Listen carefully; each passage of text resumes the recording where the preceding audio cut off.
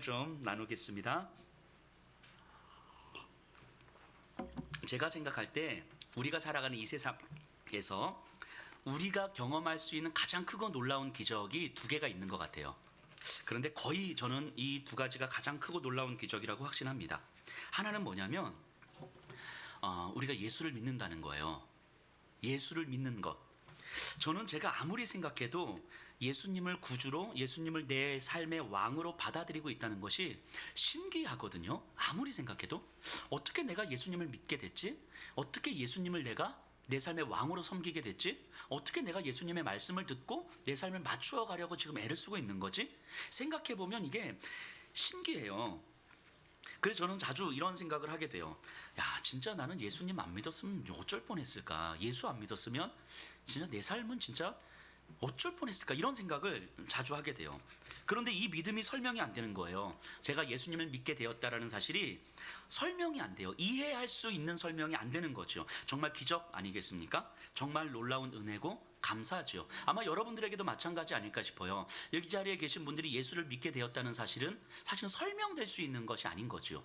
그런데 예수를 안 믿었으면 진짜 아마 큰일 나지 않았을까 싶어요. 물론 이 중에는 예수를 믿어서 큰일 났어요 뭐 이런 사람도 계실지도 모르겠지만 예수를 안 믿었으면 진짜 어쩔 뻔했겠습니까?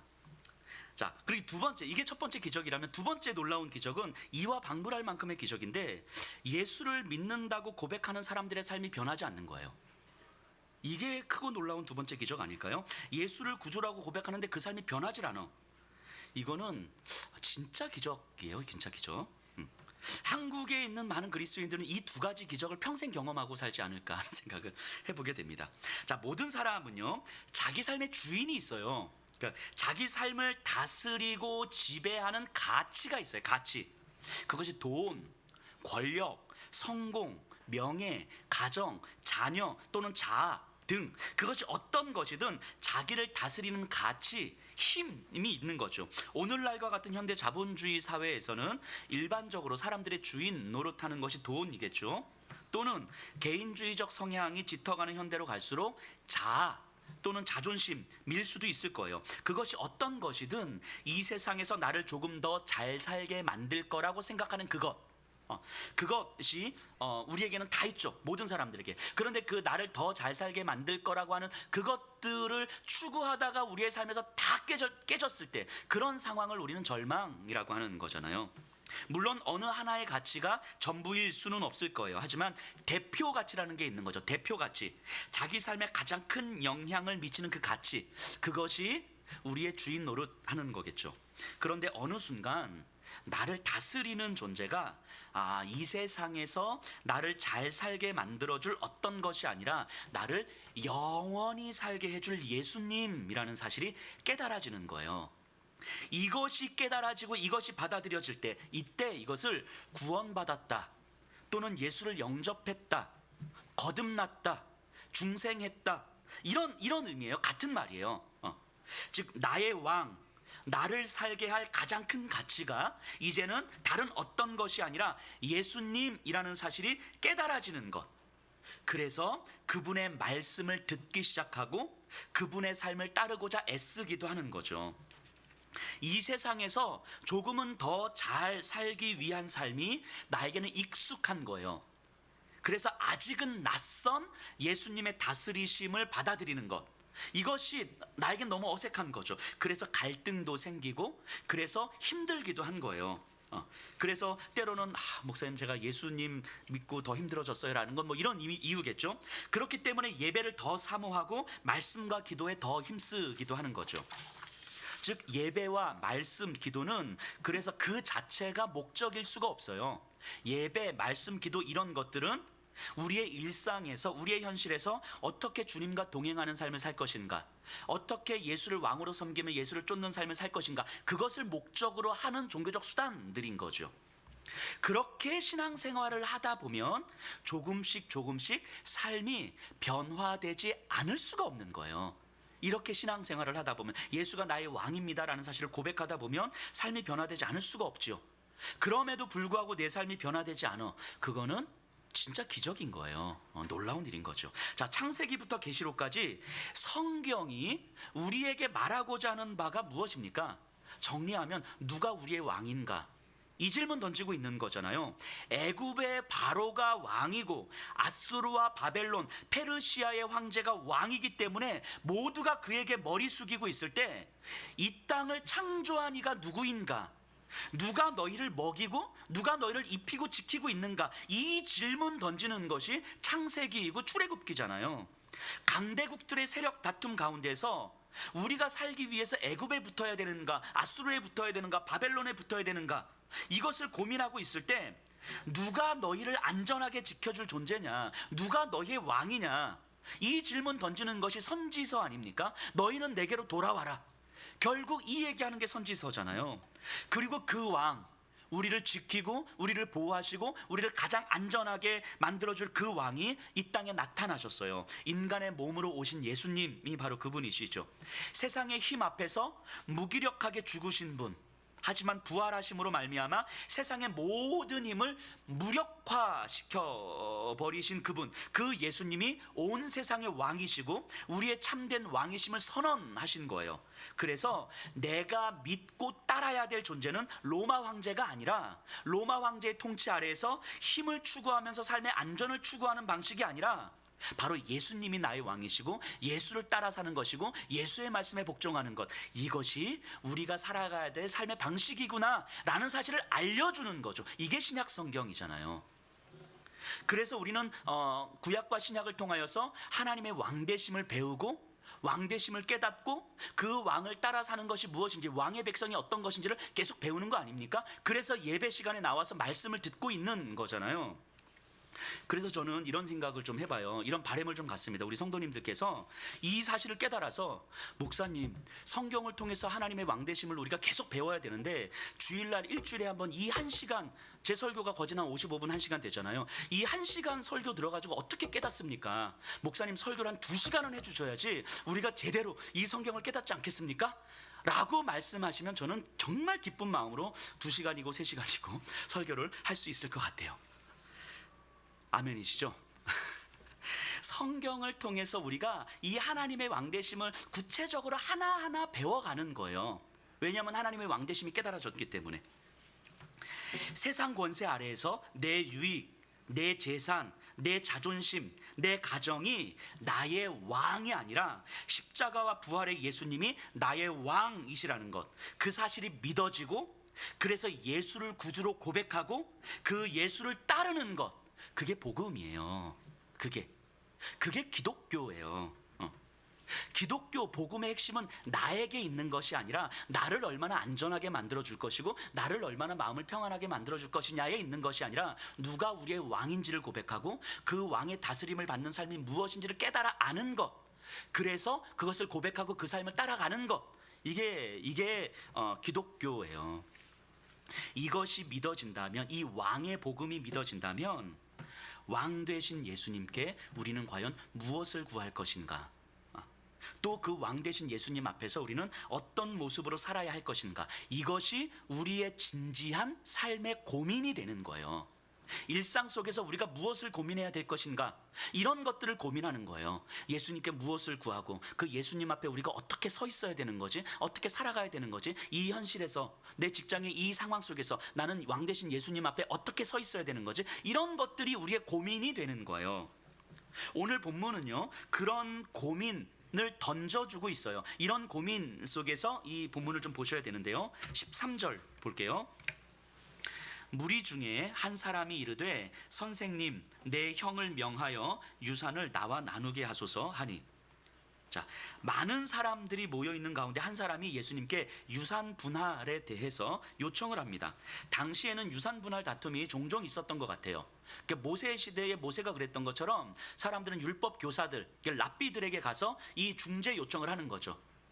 뭐 형이 유산을 다 가지려고 해요. 동생한테 뭐 나눠주세요. 뭐 등등등.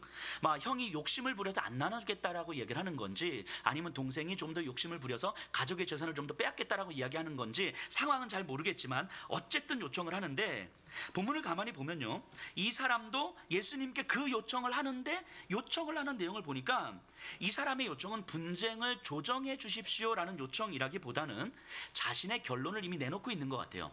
결론을 내놓고 예수의 권위로 이렇게 결정되도록 도와주세요 라고 지금 요청을 하고 있는 거죠. 자, 14절 15절. 이르시되 이 사람아 누가 나를 너희의 재판장이나 물건 나누는 자로 세웠느냐 하시고 그들에게 이르시되 삼가 모든 탐심을 물리치라 사람의 생명이 그 소유에 넉넉한 데 있지 아니하니라 하시고. 자, 예수님의 대답인데 이 말씀을 풀어 설명하면 이런 정도의 의미가 아닐까 싶어요. 야, 너는 나를 어떤 존재라고 보느냐? 내가 너희들의 재산을 늘려주는 일을 하는 자로 너희는 나를 보고 있느냐? 뭐 이런 얘기를 하시는 거겠죠. 너의 참된 가치, 너는 잘 모르고 있을 수는 있겠지만 너의 참된 가치는 재산이 조금 더 많고 적은 것에 있는 것이 아니다. 너는 재산에 관심이 있지만 내가 너희한테 줄 것은 재산이 아니라 생명이다. 요 얘기하시는 거예요. 결국 예수님이 뭘 말씀하십니까? 너는 예수를 누구라고 생각하느냐? 그리고 너의 주된 관심은 무엇이냐? 재산이냐 생명이냐? 이 질문 던지는 거죠. 이 사람은요, 예수를 따르는 사람이에요. 예수와 함께 있는 사람이고 예수의 가르침을 듣고 있는 사람이에요. 그런데 이 사람은 예수께 재산 분할에 대해서 요청하고 있고 이 사람의 주된 관심은 더 많이 갖는 거였을 거예요. 이 사람의 사상을 이렇게 생각을 좀 살펴보면 이 사람은요, 예수님을 따르고 예수님의 가르침을 듣고 예수님과 함께 있지만 내가 경험한 이 세상의 가치관 안에서 예수님을 담아내고 있는 거죠. 우리의 상식적인 시선, 우리의 경험적 시선 안에서 예수님을 보고 있는 거예요. 그러니까 예수님은 내 경험, 내 상식, 이 시대의 가치를 뛰어넘지 못하는 분이 돼버리는 거죠. 그럼 이 사람에게 있어서 주인은 예수님일 수가 없죠. 예수님을 믿고 예수님을 따르고 예수님의 가르침을 듣지만 이 사람의 주인은 결국 이 세상의 가치이자 내 상식적, 내 경험적 시선일 수밖에 없어요. 그리고 예수님은 이걸 도와주셔야 되는 분이 되는 거죠. 예수님은요, 아마 누가는 이 상황을 이야기하면서 이런 사람은 그저 한 사람이 아니라 이 시대 사람들의 일반적인 모습을 보여주고 있는 것 같아요. 그래서 예수님은 이 사람의 모습이 좀 더 구체적으로 어떤 모습인지를 설명하기 위해서 하나의 비유를 말씀하십니다. 어리석은 부자의 비유인데요, 16절 이하인데 내용은 뭐 별거 없어요. 이런 내용이에요. 부자 한 사람이 있는데 그 해에 농사를 지었는데 소출이 엄청 많아진 거예요. 그 소출을 다 담을 만한 창고가 없어. 이제 고민이 된 거죠. 이걸 어떡하지? 그러다 창고를 더 지어야 되겠다. 그래서 창고를 짓고 곡식을 쌓아놨는 뭐 그런 이야기예요. 자, 예수님이 지금 이 비유를 말씀하시거든요. 부자의 비유를. 근데 예수님의 말씀을 듣고 있는 사람들을 한번 생각해 보세요. 이 비유를 듣고 있는 사람들, 이들은 먹고 살 것에 대해서 걱정하는 사람들이잖아요. 어쩌면 두 렙돈이 전 재산이었던 과부와 같은 사람들이었을 것이고요, 거지 나사로와 같은 사람들이 예수님 주변으로 이렇게 몰려들었을 거예요. 그러면 그들이 예수님의 이 부자 이야기를 들으면서 어떤 마음이었을까요? 이러지 않았을까요? 좋겠다, 그 부자는 얼마나 행복할까? 뭐 이런 마음. 창고를 더 지어서 곡식 쌓아놓으면 와, 진짜 그 사람 노후 준비는 다 됐다. 와, 부럽다. 저 사람 행복하겠다. 뭐 이런 마음 아니었을까요? 저 아파트 얼마나 올랐대. 나도 그거 사놓을 걸. 진짜. 뭐 이런 거 아닐까요? 그런 사람들이 아마 예수님 주변에 있는 사람들일 거예요. 여기 계신 분들은 다르신 거죠? 예. 자, 이런 마음으로 아마 듣고 있었을 텐데 이어서 예수님의 말씀을 한번 보세요. 20절 21절. 하나님은 이르시되 어리석은 자여 오늘 밤에 내 영혼을 도로 찾으리니 그러면 내 준비한 것이 누구의 것이 되겠느냐 하셨으니 자기를 위하여 재물을 쌓아두고 하나님께 대하여 부요하지 못한 자가 이와 같으니라. 자, 예수님은 뭐라고 말씀하시냐면 어리석은 자요, 그 부자에 대해서. 이거는 그 부자에 대한 이야기지만 이 비유를 듣고 있는 주변의 사람들, 그 마음, 그 부자를 부러워하던 사람들에게 하는 말이잖아요. 또 이 누가복음을 듣고 있는 누가의 청중들에게 하는 말일 것이고 오늘 우리들에게 하는 말 아니겠습니까? 어리석은 자요. 예수님이 누구이신지 제대로 알지 못하면 사람을 진짜 사람답게 만드는 참 생명에는 관심을 가질 수가 없어요. 예수님이 어떤 분이신지를 잘 모르면 사람을 사람답게 만드는 참 생명에 대해서는 관심을 가질 수가 없고, 그런 사람은 결국 자기 재산과 자기 창고 늘리는 것에 관심을 가질 수밖에 없지요. 그런 사람을 예수님은 뭐라고 말씀하시냐면 하나님에 대하여 가난한 자, 즉 어리석은 자, 이렇게 이야기하는 거예요. 자, 그럼 본문을 조금만 더 자세히 살펴보면서 누가가 어떤 의도로 어떻게 표현하고 있는지를 좀 볼게요. 16절로 가서 보세요. 또 비유로 그들에게 말하여 이르시되 한 부자가 그 밭에 소출이 풍성하매. 자, 이게 이 상황의 전제인데요. 소출이 풍성하다에서 이 문장의 주어 누가가 이 16절을 기록할 때 풍성한 소출의 주어를 누구라고 쓰고 있냐면 부자라고 이야기하지 않아요. 주어가 뭐냐면 밭이에요. 밭, 땅. 그러면 이 부자의 이 땅이라고 하는 건 결국 선물로 주어지는 거잖아요. 유대인들에게 있어서 땅이라고 하는 건 내 노력의 결과물이 땅이 아니잖아요. 땅은 선물로 주어지는 거예요. 그렇다면 부자의 번영은 그의 노력의 결과물이라기보다는 땅이 만들어내는 생산물이라는 걸 지금 누가는 강조하고 있는 거겠죠. 즉 그의 풍성함, 부자의 풍성함이라는 건 자신의 것이 아니라 선물처럼 주어지는 것, 이 의미를 강조하고 있는 거예요, 누가는. 자, 여기까지는 아무런 문제가 없거든요. 예수님은 부유함 자체에 대해서 말하는 건 아니기 때문인 거죠. 하나님은 가난한 자의 하나님 또는 부자의 하나님 이런 편가르기 하시는 분이 아니잖아요. 하나님께는 가난하던 부하든 이게 뭐 크게 무슨 의미가 있겠습니까? 모든 이들의 하나님이시죠. 그런데 이 부자의 문제는 지금부터예요. 많은 곡식이 문제가 아니라 이 곡식을 어떻게 대하고 있는가, 이 곡식을 어떻게 처리하는가의 문제인데요. 제가 17절부터 19절까지 읽어볼 테니까 이 구절에서 누가가 이 짧은 세 구절에서 뭘 강조하려고 하는지를 한번 찾아보세요. 내 것과 관련된 표현들을 한번 찾아보세요. 17절입니다. 심중에 생각하여 이르되 내가 내 곡식을 쌓아둘 곳이 없으니 어찌할까 하고, 또 이르시되 내가 이렇게 하리라. 내 곡간을 헐고 더 크게 짓고 내 모든 곡식과, 이제 원래 보면 내 물건이에요. 내 물건을 거기에 쌓아두리라. 또 내가 내 영혼에게 이르되 영혼아 여러 해 쓸 물건을 많이 쌓아두었으니 평안히 쉬고 먹고 마시고 즐거워하자 하리라. 자, 이 17, 18, 19절 이 세 구절 속에서 뭔가 이렇게 누가가 강조하는 표현들이 좀 보여지십니까? 내 것, 내 곡식, 내 물건 뭐 등등 이런 표현이 7번이나 나와요. 자, 그러면 누가가 이 본문을 통해서 이 비유를 통해서 뭘 이야기하려고 하는지가 선명해지죠. 선물처럼 주어진 이 풍성함을 온전히 내 것이라고 생각하는 부자에 대한 이야기를 하는 거예요. 부유함 자체가 아니라 선물처럼 주어진 부요함을 내 것이라고 생각하는 부자, 이 얘기죠. 내 것을 가지고 내가 원하는 방식대로 처리해요. 많은 곡식을 어떻게 저장할 것인가, 또 잘 저장해 놓으면 곡식이 떨어질 때쯤 되면 곡물 가격이 오를 것이고, 그러면 나에게는 막대한 이익을 가져다 줄 거예요. 그렇기 때문에 지금 이 곡식을 잘 저장해 놓는 것은 매우 현명한 일인 거죠. 지혜로운 일인 거죠. 이 부자는 미래를 예측하고 계획하고 있어요. 그는 특별하게 사악하지도 않았고요, 특별하게 어떤 불이한 방식으로 재물을 이렇게 얻은 것도 아니에요. 하지만 그는 이 풍성한 곡식이 사회 공동체의 사회적 약자들을 위해서도 사용되어야 한다는 그 하나님의 말씀을 전혀 생각하고 있지 못합니다. 곡물 가격이 오르면 또 누군가는 자신의 땅을 팔아야만 할 것이고, 또 종이 되어야만 할 것이고, 굶어야 됐을 거예요. 그런데 이 부자는 그런 사람들에 대해서는 전혀 생각하지 않습니다. 그저 자신의 이익을 생각하며 계획을 세우고 있는 거예요. 부자는 풍성한 소출에 대해서 감사한 후에 이것을 왕이신, 이것을 선물로 주신 그 하나님의 뜻에 따라서 어떻게 사용할 것인지를 생각했어야 됐어요. 누가 땅이 없는지, 이 수확의 시기에 누구에게 먹을 것이 필요한지, 어떤 사람이 종이 될 위험에 처해져 있는지, 이런 것들을 돌아보고 생각했어야 됐어요.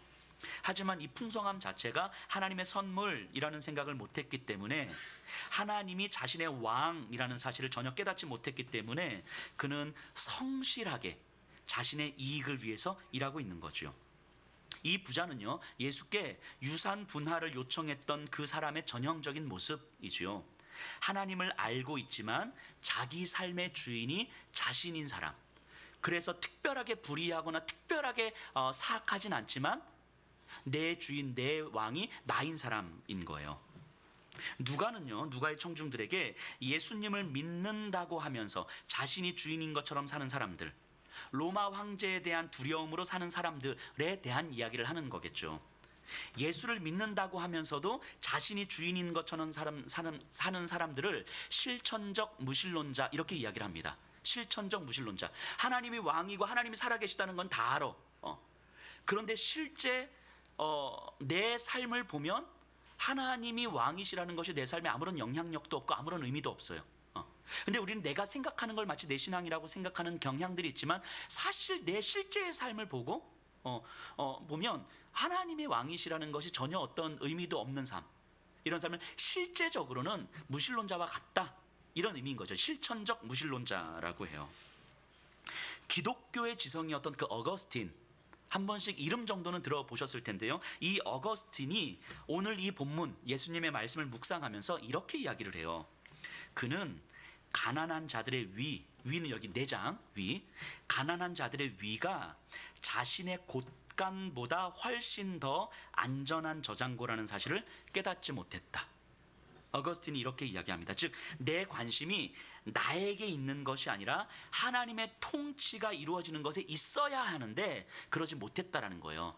예수와 함께 있고 하나님을 알고 하나님을 믿는다고 하면서 내 관심은 나를 통해서 어떻게 하나님의 통치가 이루어질 것인가가 아니라 나에게 있는 거예요. 나에게. 그러니까 돈은 나를 위한 돈이 아니라 나를 통해서 하나님의 통치가 이루어져야 되는 돈이어야 되는 건데 이것이 나를 위한 돈으로 받아들이는 모습이라는 거죠. 정리하자면요, 예수님은 이 본문을 통해서 탐심에 대한 이야기를 하거든요. 그런데 탐심은 돈에 대한 과도한 욕망, 내가 돈을 많이 가질 것이냐 적게 가질 것이냐 이런 게 아니라고 말씀하시는 거예요. 탐심은 그런 차원이 아니라 탐심은 우선순위의 문제다, 이렇게 이야기하는 거예요. 결국 내 관심, 내 삶의 가치가 나에게 있는가 아니면 나를 통해 이루어질 하나님의 통치에 있는가, 이게 탐심의 문제는 이거라는 거예요. 누가 나의 왕인가, 이 문제라는 거예요. 하나님이 나의 왕이 아니라면, 그래서 나를 통해 하나님의 통치가 나타나는 것이 아니라면 그건 탐심이라고 이야기하는 거예요. 물질이 적어도 나를 다스리시는 분이 하나님이시고 내 생각과 내 일상에 나를 통해서 하나님의 통치가 나타나고자 애를 쓰는 삶이 아니면 그건 탐심이다라고 이야기하는 거죠. 이를 보고 하나님에 대하여 가난한 자, 어리석은 자 이렇게 말씀하시는 거예요. 이게 예수님께서 이 비유를 통해서 하시는 말씀인데요. 예수님의 이 말씀, 이 비유, 이 탐심에 대한 이야기, 누가 예수가 과연 어떤 존재냐, 너의 왕이 누구냐라고 하는 이 말씀을 정말 잘 보여주는, 정확하게 이해시켜주는 본문이 이사야서에 나와요. 우리 이사야 6장을 한번 펴볼까요? 우리 다 같이 한번 찾아볼게요. 이사야서 6장.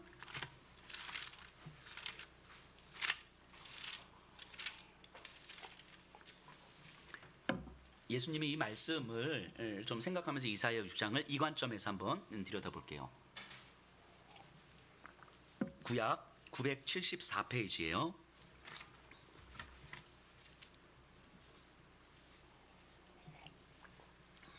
이사야 6장 6장 1절 제가 한번 읽어볼게요. 우시야 왕이 죽던 해에 내가 본즉 주께서 높이 들린 보좌에 앉으셨는데 그의 옷자락은 성전에 가득하였고. 자, 이 6장 본문은요, 이사야가 선지자로 부름을 받는 장면이에요. 그러니까 이 전까지 이사야는 선지자가 아니었다는 이야기예요. 물론 이 전이라고 해서 5장, 4장 이런 걸 얘기하는 게 아니에요. 그러니까 이사야가 선지자로 부름을 받은 다음에 이제 뭐 1장부터 이렇게 기록하고 있는 거니까. 자, 그런데 하나님께서 이사야를 선지자로 이렇게 부르시는데 그때가 언제라고 이야기하냐면 우시야 왕이 죽던 해에, 꼭 이렇게 짚어서 설명하는 거예요. 그렇다면 이사야가 선지자로 부름을 받았고 그러면 그 전과 후가 뭔가 달라졌을 거잖아요, 삶이. 그런데 그 달라지는 것의 결정적인 계기, 어떤 결정적 의미가 우시야 왕의 죽음이었다, 이렇게 이야기하는 거예요. 그러면 우시야 왕의 죽음이 이스라엘에게 있어서 또 이사야에게 있어서 어떤 의미였을지를 우리가 분명히 생각해 봐야 이사야의 부름을 우리가 받아들일 수 있지 않겠습니까? 이사야는 선지자로 부름을 받기 전까지 했었던 일이 뭐냐면 왕실 서기관이었어요. 우시야 왕의 일거수일투족을 기록하는 그 왕실 서기관, 우리로 치면 한 4급 국가공무원 정도 이렇게 되는 거예요. 우시야 왕이 어떤 왕이냐면 16세 16살의 왕이 돼서 52년을 통치했던 왕이에요. 자, 아무런 감동이 없으시죠? 한 나라에서 한 명의 왕이 52년을 통치했어요. 이게 흔치 않은 일이죠. 그 정도 되려면요, 웬만한 카리스마가 아니면 안 되죠. 이 정도 52년을 통치하는 그 우시야는요, 엄청난 카리스마를 가진 왕이었어요. 심지어 우시야가 통치하던 그 시기 동안의 남유다는 엄청난 발전을 이룩합니다. 역대하 26장이 우시야 왕이 그 치적을 설명하고 있는데요, 주변 나라들을 복종시켜서 조공을 받아요. 블레셋, 아라비아, 마온, 암몬, 심지어 어디까지 건드냐면 애굽의 변방까지 건드려요. 우리로 치면 미국의 한 주를 건들고 있는 뭐 이런 느낌인 거예요. 애굽은 굉장히 강대국이잖아요. 그런데 애굽의 변방을 건드는데 애굽이 뭐라고 하지 않아요. 실제로 당시에 애굽과 더불어서 세력을 떨쳤던 나라가 아수르였었거든요. 아수르는 파죽지세로 몰려오고 있었어요. 북이스라엘까지 조공을 바칩니다. 근데 남유다는 건들지 못해요. 그만큼 우시야 왕 때에 이 남유다는 매우 강력했어요. 심지어 가축을 많이, 물웅덩이를 엄청나게 많이 파고 가축을 많이 기르고 농사를 확장해서 매우 많은 생산물을 얻습니다. 그러니까 우시야 왕의 52년은 그야말로 남유다의 국가 경쟁력이 상승하고 국민 총생산이 최대치로 늘어났던, 증가했던 그런 최전성기였어요. 이사야는요, 그런 우시야 왕의 일거수일투족을 쫓아다니면서 기록했던 사람이에요.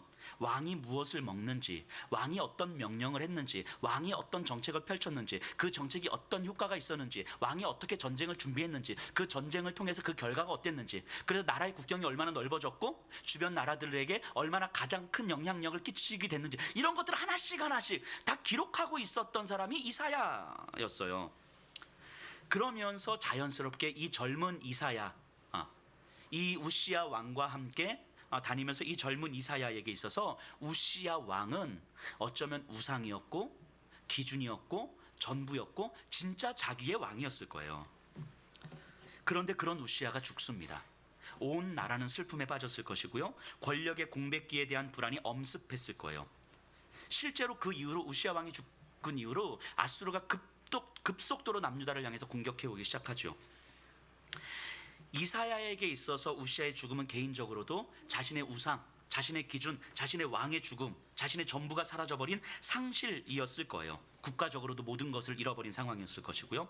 어쩔 줄 몰라 하고 도대체 이제는 무엇을 해야 하나 하는 두려움에 사로잡혀 있었을 때, 그때 하나님은 이사야를 부르시는 거예요. 자, 1절을 다시 한번 보세요. 우시야 왕이 죽던 해에 내가 본즉 주께서 높이 들린 보좌에 앉으셨는데 그의 옷자락은 성전에 가득하였고, 왕의 자리는 여전히 비어 있습니다. 왕의 보좌는 비어 있어요. 우시야 왕은 이제 더 이상 돌아오지 않습니다. 그의 아들 요담이 있었지만 우시야 왕의 카리스마에 비할 바는 아니었었을 것 같아요. 그런데 하나님께서는 저 왕의 자리를 강한 카리스마로 채워주시는 것이 아니라 전혀 다른 환상을 보여주세요. 어떤 환상이냐면 비어있는 왕의 자리보다 훨씬 더 높은 곳에, 비교할 수 없는 훨씬 더 높은 곳에 왕의 보좌가 하나가 더 있는 거예요. 높이 들린 보좌가 있는데 거기는 왕이 앉아 있는데 그 앉아 계시는 분이 바로 하나님인 거죠. 그리고 그분의 옷자락은 성전에 가득했다라고 이야기합니다. 지금 우시야 왕의 죽음으로 말미암아 왕의 보좌는 비어있고 온 나라, 또 이사야 개인적으로도 완전한 상실, 완전한 공허함인데 공허함과 상실이 아니라 그분의 옷자락에 온 성전에 가득 채워지는 충만함을 보여주고 있는 거예요. 비어있는 현실적인 왕의 보좌보다 훨씬 더 높은 곳에 진짜 왕의 보좌가 있는데 그 왕의 보좌에 앉아 계신 그분의 옷자락이 모든 것을 가득 채우고 있는 거예요. 현실의 왕의 죽음으로 말미암아 공허함과 상실, 어쩔 줄 몰라하는 좌절과 절망 가운데 빠져 있는 이스라엘과 이사야에게 진짜 왕의 보좌가 있고 진짜 왕이 앉아 있고 그 왕의 옷자락으로 온 성들을 가득 덮고 있는 완전한 충만함을 보여주고 있는 그 환상인 거지요. 우시아가 남유다의 왕이었지만 우시아가 죽었다고 해서 이 나라의 왕이 없는 것이 아니구나. 아니, 더 정확하게 이야기하면 사실은 우시아 또한 진짜 왕이 아니었었던 거구나.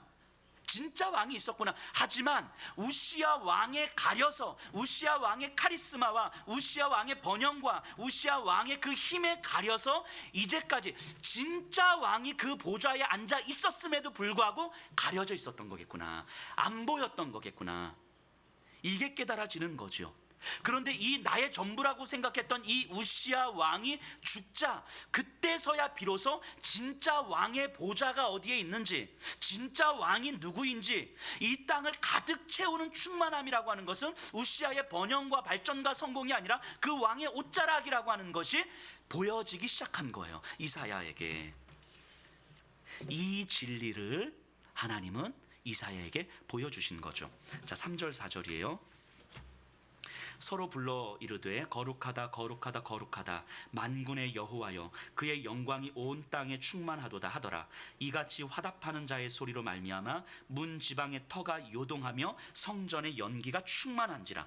하나님 보좌 옆에 있던 천사들이 찬양을 하는데 거룩하다 거룩하다 거룩하다, 하나님의 거룩하심을 찬양하는 거예요. 이제까지 우시아 왕의 그 은혜와 우시아 왕의 그 놀라움과 크고 위대하심을 찬양했어요. 아, 우리에게 이런 왕을 주신 하나님 감사합니다. 이것이 하나님의 은혜였다라고 생각해서 우시아 왕을 그 거룩하다고 막 찬양했거든요.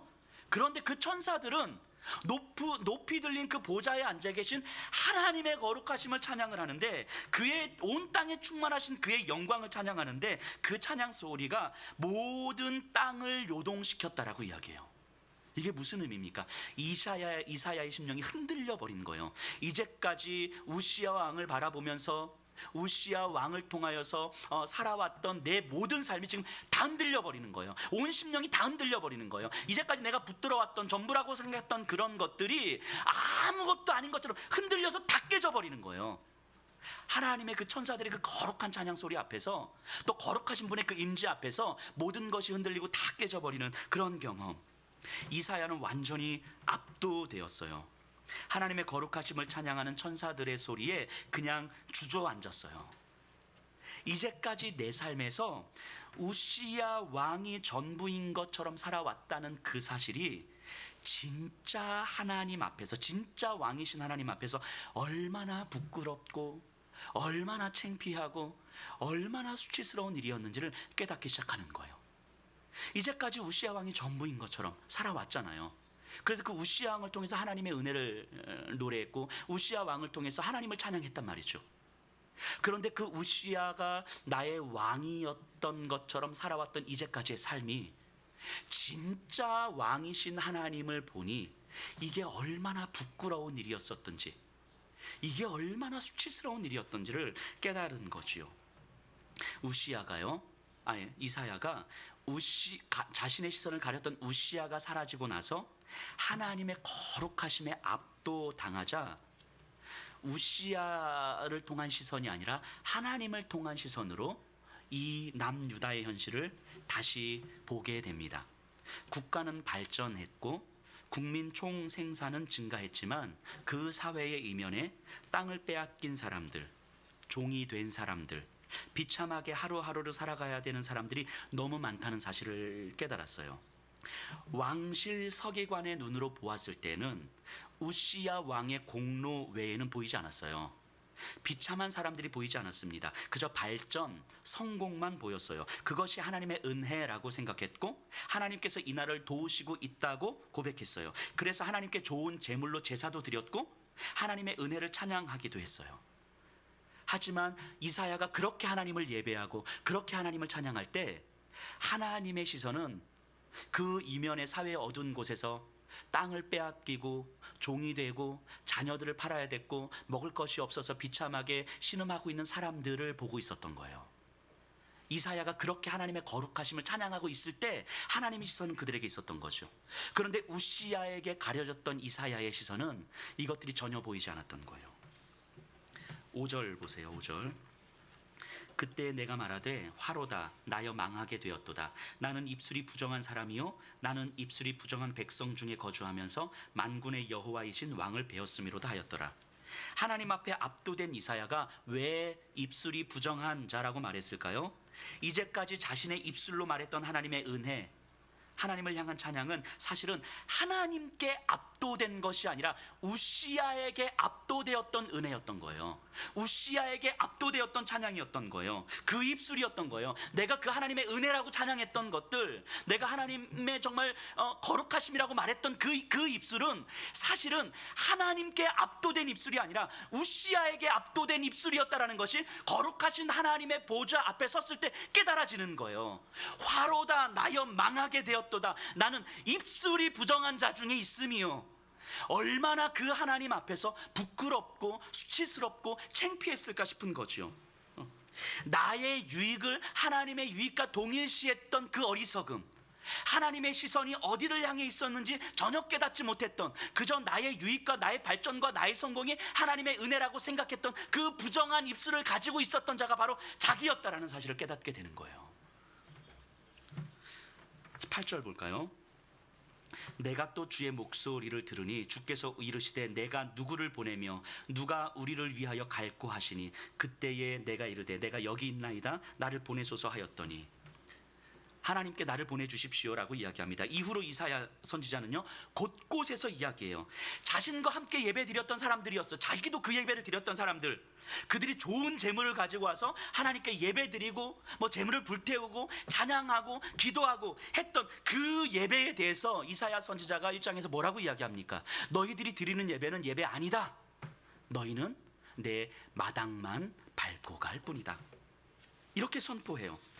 또 5장에 보니까 이런 이야기도 합니다. 가옥에 가옥을 이으며 전토에 전토를 더하여 빈틈이 없도록 하고 이 땅 가운데 홀로 거주하려 하는 자들은 화 있을진저, 땅을 빼앗아 자기 배를 불리고 가난한 자들에 대한 사회적 책임을 다하지 않는 자들을 향하여서 하나님의 화를 선포해요. 근데 이제까지 이런 사람들을 어떻게 봤어요? 왕실 서기관의 눈으로 볼 때는 국가 발전에 이바지했던 사람들이었던 거예요. 국가의 부를 늘렸던 사람들인 거예요. 그래서 농사를 확장하고 가축을 확장했던 사람들인 거죠. 그런데 그런 사람들을 향하여서 사실 알고 보니까 그들의 왕은 하나님이 아니라 우시야였더라라는 거죠. 사실 알고 보니까 그들의 삶에 하나님의 왕되심은 전혀 없더라는 거죠. 하나님의 시선은 그들의 발전과 성공과 많은 부에 있는 것이 아니라 그들이 발전하고 성공하고 많은 부를 가지면 가질수록 땅을 빼앗겨 신음하고 있는 자들에게 하나님의 시선이 있었는데, 그런 시선은 전혀 갖지 못했던 자들을 향하여서 화 있을진저라고 이야기하는 거예요. 그러니까 그 삶이, 그 이사야의 삶이 쉬웠겠습니까? 4급 공무원에서 급격하게 사회적 비판 세력이 되어버렸으니까 우시야 때로부터 권력을 갖고 있던 사람들, 그리고 지금도 권력을 갖고 있는 사람들이 그 이사야를 용납할 수 있었겠습니까? 힘든 거죠. 9절 보세요. 여호와께서 이르시되 가서 이 백성에게 이르기를 너희가 듣기는 들어도 깨닫지 못할 것이요 보기는 보아도 알지 못하리라 하여. 이 세상 사람들이 안 들을 거라는 거예요. 이사야 네가 아무리 이야기하고 네가 아무리 외쳐도 사람들은 콧등으로도 안 들을 거라는 거죠. 오히려 손가락질하고 수치를 주고 모욕을 줄 거라는 거예요. 왜냐하면 세상은 하나님을 왕으로 인정하지 않을 테니까. 그럼에도 불구하고 이사야는 가겠다는 거죠. 이사야는 그 삶을 살겠다는 거죠. 이사야가 원래 이런 사람 아니었거든요. 왕이 바뀌었잖아요. 왕이 바뀌었잖아요. 내 안에서 왕이 바뀌었잖아요. 왕이, 진짜 왕이 누구인지 깨달았잖아요. 이제까지 자기도 그 속에 속해서 살았을 텐데 진짜 왕이 누구인지 깨닫게 되자 그 왕은 예전부터 지금까지 쭉 있었는데 내가 가짜 왕에게 눈이 가려져서 진짜 왕을 못 보고 있었던 그 삶을 얼마나 통탄하며 하나님 앞에 회개를 했겠습니까? 그리고 진짜 왕이 깨달아졌는데 여전히 진짜 왕을 알지 못하는 가짜 왕을 섬기는 자들이 보이는 거예요. 이들은 나를 받아들일 수 없을 거예요. 이들은 나를 수치를 주고 손가락질하고 나를 힘들게 할 게 분명해요. 이들과 똑같이 살아가지 않으면 나는 이들 사이에서 견딜 수 없고 적응도 못할 거예요. 분명히요. 그런데 나에게 뭐가 믿어져요? 왕이 바뀌었다는 사실이 믿어지는 거잖아요. 진짜 왕이 누구인지 믿어지는 거잖아요. 그러니까 이들처럼 살 수가 없는 거예요.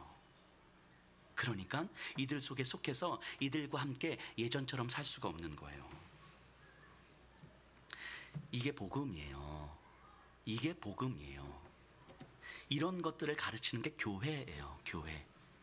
우리가 교회를 올 때 소망하는 게 내 마음 좀 평안했으면 좋겠고, 우리 자녀들이 좀 잘 됐으면 좋겠고, 내가 조금 더 안전하게 노후를 보장받으며 살았으면 좋겠고. 교회는 이런 거 가르치는 데가 아니에요. 그런 거는요 가르치는 데 되게 많아요. 저기 절에 가셔도 되고, 다른 데 가셔도 돼요. 그럼 교회는 그런 거 가르치는 게 아니죠. 이거 가르치는, 복음 가르치는 거예요. 복음. 이 이사야 선지자가 경험했던 이 모습과 같은 장면이, 비슷한 장면이 신약 성경에도 나오죠. 사도행전에 나오는데요. 수요 성사학당할 때도 잠시 말씀드렸었는데, 사도행전 2장에 보면 예수님이 승천하신 후에 제자들이 모여서 기도해요. 그리고 오순절이 됐을 때 성령이 임하고 제자들은 이후로 복음을 따르는 삶을 살잖아요. 제자들이 기도한 날은 대략 한 10일 전후 정도 됐을 거예요. 예수님이 승천하신 이후 오순절까지니까. 그런데 우리가 볼 때, 이 결론을 다 알고 있는 우리가 볼 때야 이제 열흘이지만, 그들에게는 오순절이 됐을 때 성령이 오실지 안 오실지 어떻게 알아요? 모르잖아요. 그러니까 그들은 기약 없는 기도였겠죠. 우리는 그래 열흘 정도면 우리가 참을만 하다라고 했지만, 그들에게는 열흘이 아니라 기약 없는 시간이었을 거예요. 그런데 그들은 그 기약 없는 시간을 기다리면서 기도를 하고 있었던 이유가 뭐였겠습니까? 할 게 없어서예요. 진짜 할 게 없어서. 할 수 있는 게 아무것도 없어서. 예수님은요 성령이 오실 거야 라는 말만 남기시고 올라가셨어요. 예수님 보고 왔던 제자들인데 예수님이 사라지셨어요. 말씀 남기시고. 이제 제자들이 뭘 해야 될지 잘 모르겠는 거죠. 그때 제자들이 할 수 있는 최선의 선택은 아마도 예루살렘을 떠나서 자신들의 홈그라운드인 갈릴리로 가는 거였을 거예요. 갈릴리는 사역의 거의 대부분이었고, 자기와 아는 사람들이 많았고, 거기서는 뭔가 자신이 있었을 거죠. 그런데 예루살렘은 자기 사역에 그렇게 많은 시간도 없었고, 그리고 예루살렘에서의 기억은 다 실패였어요. 좌절과 절망이었어요. 예수를 부인하기도 했고, 예수를 도망가기도 했고, 완전히 자신들의 민낯이 드러났던 곳이 예루살렘이잖아요. 그래서 제자들은 아마 예루살렘을 떠나서 갈릴리로 가서 우리의 예수의 가르침을 붙들고 다시 시작해 봅시다. 이게 제자들이 할 수 있는 최선이었을 거예요. 그런데 예수님이 올라가실 때 딱 한마디 하고 가시거든요. 근데 그게 뭐냐면, 제자들이 할 수 있는 유일한 선택, 그거 하나 말씀하시는 거예요. 너희들은 예루살렘을 떠나지 말고. 얄궂죠 예수님. 어떻게 딱 그거 콕 집어가지고 할 수 있는 유일한 것이 그거였었는데, 예루살렘을 떠나는 것이었는데, 너희는 예루살렘을 떠나지 말고 아버지의 약속하신 것을 기다리라. 제자들의 손발을 다 묶어 놓으신 거예요.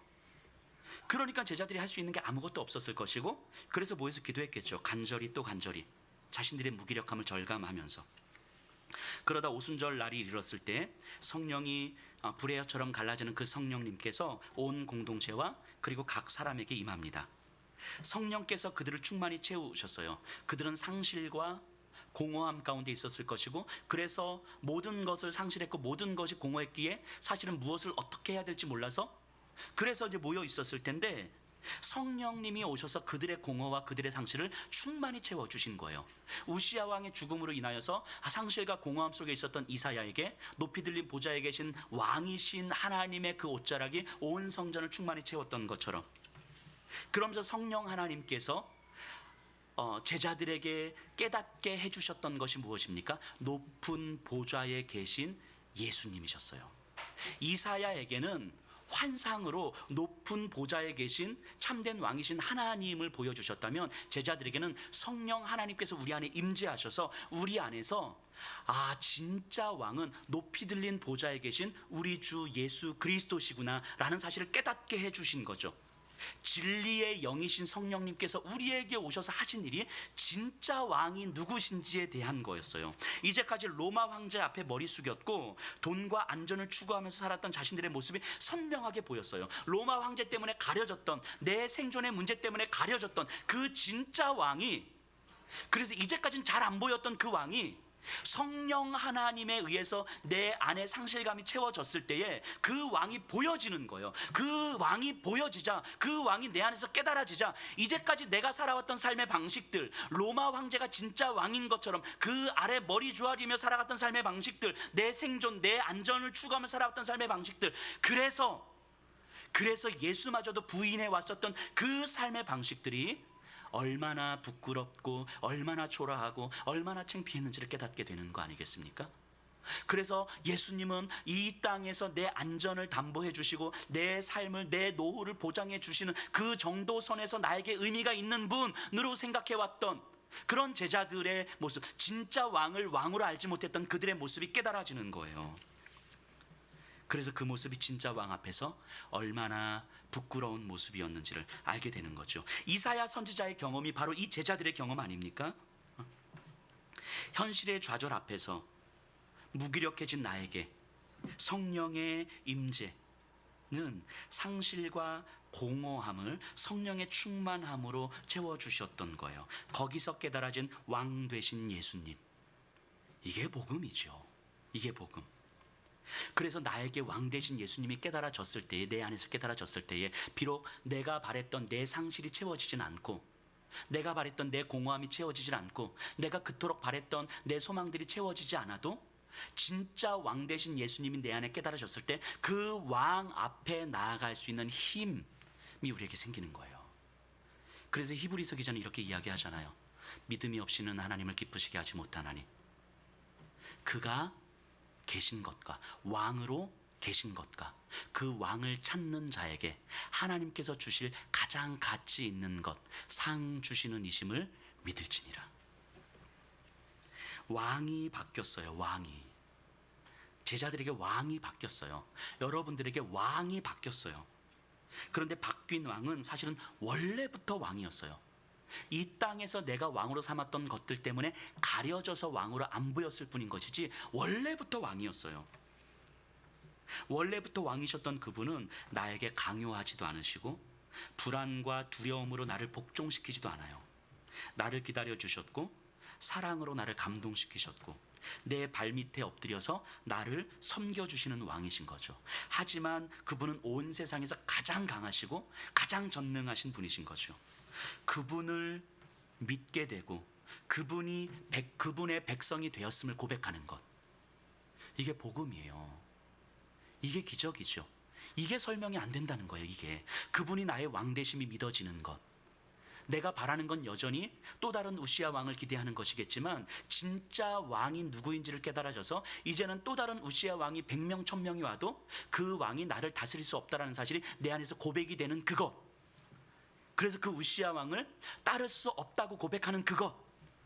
그래서 참되신 왕이신 예수님을 따르고자 하는데 너무 힘들고 어렵고 눈물이 나고 가슴이 아프지만 이제는 이 길 외에는 내가 갈 길이 없다고 고백되어지는 그것. 그게 복음이에요. 그때 그 복음이 우리에게 깨달아졌을 때 그 예수님 앞에, 참된 왕이신 예수님 앞에 우리가 섰을 때 예수님 내 재산 지켜주세요, 이런 거 구하겠습니까? 높이 들린 보좌에 계신 그 하나님의 거룩하심 앞에 압도되었을 때에 내 재산을 잘 지킬 수 있도록 창고 잘 짓게 해주세요, 이런 거를 구할 수 있겠습니까? 그럴 수가 없어요. 그럴 수가 없는 거라고요. 참된 왕이신 예수님의 그 거룩하심 앞에 압도되면 그럴 수가 없는 거예요. 예수님께서 어리석은 자여 라고 말씀하시는 건 바로 여기에 있는 거죠. 성경의 기록은요, 이 기록된 성경은 여전히 이것이 하나님의 말씀이라는 사실을 우리에게 알려주는 거잖아요. 이사야에게 일어났던 그 일이, 제자들에게 일어났던 그 일이 오늘 우리에게도 일어나고 있음을 알려주는 거잖아요. 지금 이 자리에 계신 분들, 지금도 각 가정에서 예배 드리시는 분들에게도 나에게도 여전히 일어날 수 있음을 알려주는 거예요. 성경이 우리에게 알려주는 거 그거 아닙니까? 이게 이사야의 이야기가 아니라, 제자들의 이야기가 아니라 바로 나의 이야기라는 사실을 알려주는 거예요. 이 일이 성령에 압도되어서 높이 들린 보좌의 환상이 우리에게 보여지고 깨달아지고, 그 보좌에 현실의 왕의 보좌는 비어 있는데 높이 들린 보좌에 참된 왕으로 좌정하신 분이 이 땅을 가득 채우고 내 삶을 가득 채워서 그분으로 충만하다는 사실이, 그것이 진리이고 그것이 깨달아져서 그것이 나를 각성시키고 그것이 나를 변화시킬 수 있다라는 그 일이 오늘 나에게도 이루어질 수 있다라는 것을 알려주는 거예요. 이 성경은요, 그것을 사모하고 그것을 갈망하고 그것을 소망하기 때문에 우리가 이 자리에 있는 거잖아요. 그래서 우리가 교회 나오는 거 아닙니까? 우리가 예배 드리는 거 아니에요? 그 예수 그리스도가 나의 왕이시기를 갈망하기 때문에, 그것이 깨달아졌으면 좋겠어서. 왜 내 삶에 이렇게도 왕이 많고 내 삶에 이렇게 주인 노릇하는 것이 이렇게 많은지, 그런데 이 성경의 기록이 믿어져서 성령 하나님의 그 충만하심이 나에게도 깨달아지기를 간절히 소원합니다. 예수께서 참된 왕이시라는 사실이 나에게도 깨달아지기를 간절히 소원합니다. 그래서 예수가 아닌 우시아 왕을 왕으로 섬겼던 그 삶이, 그것이 하나님의 은혜라고 생각했던 그 삶이, 그 모습을 통해서 하나님을 찬양했던 그 삶이 얼마나 부끄럽고 얼마나 창피하고 얼마나 부정한 입술이었는지를 하나님 앞에 내가 깨닫고 부끄러워하기를 원합니다. 그 소망 가운데 우리가 예배의 자리에 나와 있는 거 아니겠습니까? 여전히 이 예배의 자리에 나와서도 내 재산 좀 지켜주시고 내 창고 좀 짓게 해주시고 그런 거 바라고 있다면 우리가 절에 있는 거하고 교회에 있는 거하고 뭐가 다르냐 말이죠. 예수평화교회 성도님들이 정말 진리의 영이신 성령님께 사로잡히기를 간절히 기도합니다. 예수께서 우리의 왕되심을 받아들이시기를 간절히 기도해요. 이게 우리가 바라는 가장 큰 소망 아닙니까? 내가 바란다고 되는 게 아니고 내가 열심히 한다고 되는 게 아닌데 어느 순간 나를 찾아오신 성령 하나님께서 나를 이렇게 만들어 주신다는 거예요. 그런데 나도 그 경험하고 싶은 거거든요. 어떻게 설명할 수 없는데 나도 그 경험하고 싶은 것이고, 나도 예수를 왕으로 섬기고 싶은 것이고, 깨닫고 싶은 것이고, 예수를 따르고 싶은 거예요. 그래서 주님께 간절히 매달리고 또 매달리는 거잖아요. 내 유일한 기도 제목이 그거 아닙니까? 예수가 나의 왕 되심을 깨닫게 해주십시오. 예수가 나를 다스리실 유일한 분이심을 깨닫게 해주십시오. 그 예수 외에 그 어떤 존재도 나의 왕이 될 수 없다는 사실을 깨닫게 해주십시오. 그것이 우리의 유일한 기도 제목이 되고 우리의 유일한 소망이 되고 우리의 유일한 고민이 되는 거 아니겠습니까? 이것이 우리가 교회를 나오는 이유일 거예요. 이것이 아니면 우리가 교회를 다녀야 될 이유가 없을 수도 있어요. 이 진리가 깨달아지지 않고 이 진리가 받아들여지지 않으면 우리는 결국은 실천적 무신론자의 삶을 살아갈 수밖에 없어요. 내 경험 안에서 예수님을 채우고 내 상식 안에서 예수님을 채우고, 예수님은 이 땅에 오셔서 이 세상의 가치를 처음부터 완전히 다 뒤집어 엎으신 분이에요. 그래서 이 세상의 가장 강력한 힘이었던 로마 황제의 권력을 무로 만들어 버리신 분이라고요. 그리고 모든 것을 다 흩으신 다음에 예수님으로 다시 시작하고 이 세상에 속해 있는 모든 것들을 예수로 다시 바라보게 하신 분이라고요. 그런데 이 세상의 경험, 우리의 상식, 우리의 수준 안에서 예수를 계속 보게 한다면 예수께 유산 분할을 요청했던 사람, 또는 창고 더 짓는 것에 성실했던 그 사람처럼 되는 거잖아요. 그 사람을 예수님은 이렇게 말씀하시죠. 하나님께 대하여 가난한 자, 어리석은 자여, 이렇게 이야기하는 겁니다. 예수평화교회에서 여기서 예배를 드리고 말씀을 들으면서 함께 찬양을 하고 함께 기도하면서 이사야를 압도했던 그 천사들의 찬양 소리가 우리의 찬양이 되어야 하지 않겠습니까? 거룩하다 거룩하다 거룩하다 외치는 찬양이 우리의 상실과 우리의 공허를 채워서 참된 왕으로 우리가 충만히 채워질 수 있다는 사실을 경험해야 되지 않겠습니까? 그것이 우리의 소망이어야 되지 않겠습니까? 저는 우리 성도님들이 그거 바랬으면 좋겠어요. 하나님도 그거 원하고 계실 거고 그거 기다리고 계실 거고, 제 유일한 기도 제목 하나도 그거일 거예요. 우리 성도님들 예배를 드리시는 한 분 한 분이 예수의 왕되심을 선언하고 소망하고 경험하고 살아가는 것, 그 삶을 살아갔으면 좋겠어요.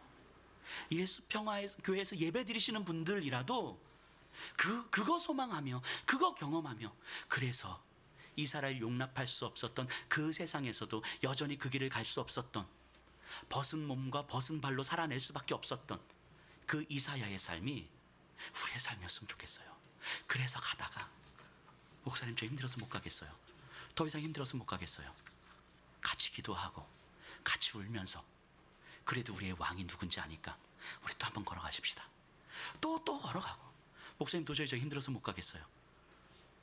그래도 우리의 왕이 누군지 아니까 그래도 또 걸어가십시다. 이렇게 걸어가는 삶 아니겠습니까? 적어도 우리 예수평화교회 성도님들하고는 이런 이야기가 나누어졌으면 좋겠고 이런 소망이 들려졌으면 좋겠고, 그래서 우리의 왕이 누구신지 아십니까? 우리의 왕이 누군지 아니까 우리도 이 길 걸어가십시다. 이 말이 들려지고 이 말이 경험이 되고 그리고 이 말이 맞구나. 그래서 우리 또한 누군가에게 이 말을 할 수 있는 그런 성도님들이 되시기를 간절히 소원합니다. 우리 다